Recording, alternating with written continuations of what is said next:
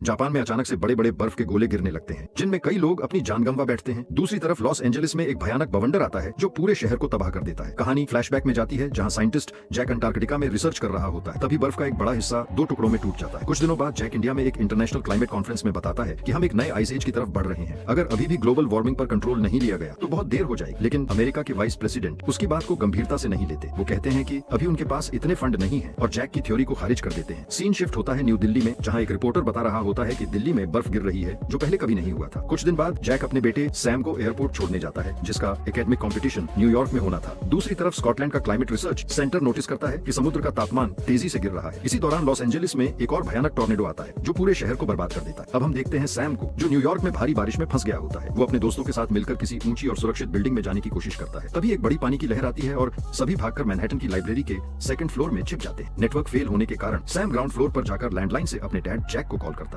वो पूछता है कि ये सब क्या हो रहा है। जैक कहता है तुम लोग बिल्कुल बाहर मत निकलना, कुछ ही घंटों में एक ऐसा बर्फीला तूफान आने वाला है जो इंसान को तुरंत जमाकर मार देगा। जहाँ हो वहीं रहो और कुछ भी जलाकर खुद को गर्म रखना, मैं तुम्हें बचाने जरूर आऊंगा। जैक सामान तैयार कर ही रहा होता है। तभी उसका बॉस आता है और कहता है कि प्रेसिडेंट के सामने रिपोर्ट पेश करनी है। मीटिंग में जैक बताता है कि ये बर्फीला तूफान लगातार 10 दिन तक चलेगा, इसलिए सभी सिटीजन्स को जल्दी से साउथ की तरफ भेजना होगा क्योंकि धरती के उसी हिस्से पर अब भी सूरज की रोशनी मिल सकती है। जैक कहता है हमें यूएसए के साउथ स्टेट वालों को जल्द से जल्द मैक्सिको की तरफ भेजना होगा। प्रेसिडेंट पूछता है कि फिर नॉर्थ स्टेट वालों का क्या होगा। जैक कहता है कि शायद हम उन्हें नहीं बचा पाएंगे। प्रेसिडेंट तुरंत इवैक्यूएशन का ऑर्डर देता है। दूसरी तरफ न्यूयॉर्क में पानी जम जाता है और लोग उस पर चलकर शहर से बाहर निकल रहे होते हैं। ये देखकर लाइब्रेरी के लोग भी बाहर निकलने लगते हैं। लेकिन सैम मना करता है कि अगर हम बाहर जाएंगे तो हम जम जाएंगे क्योंकि उसके साइंटिस्ट डैड ने उसे ऐसा बोला है। कोई उसका विश्वास नहीं करता है और बाहर निकल जाते हैं। लेकिन कुछ लोग उसके साथ रुक जाते हैं और एक कमरा ढूंढते हैं जहाँ चिमनी थी। इसलिए वो लाइब्रेरी की किताबों और खाने पीने के सामान को लेकर उस कमरे में बैठ जाते हैं और किताबों को जलाकर खुद को गर्म रखते हैं। दूसरी तरफ जैक अपने दोस्तों के साथ अपने बेटे को बचाने निकल जाता है लेकिन उसकी गाड़ी बर्फ में फंस जाती है और फिर वो सभी पैदल ही आगे बढ़ते हैं। यहाँ सैम की दोस्त लॉरा की तबीयत खराब हो जाती है, इसलिए जैक डिसाइड करता है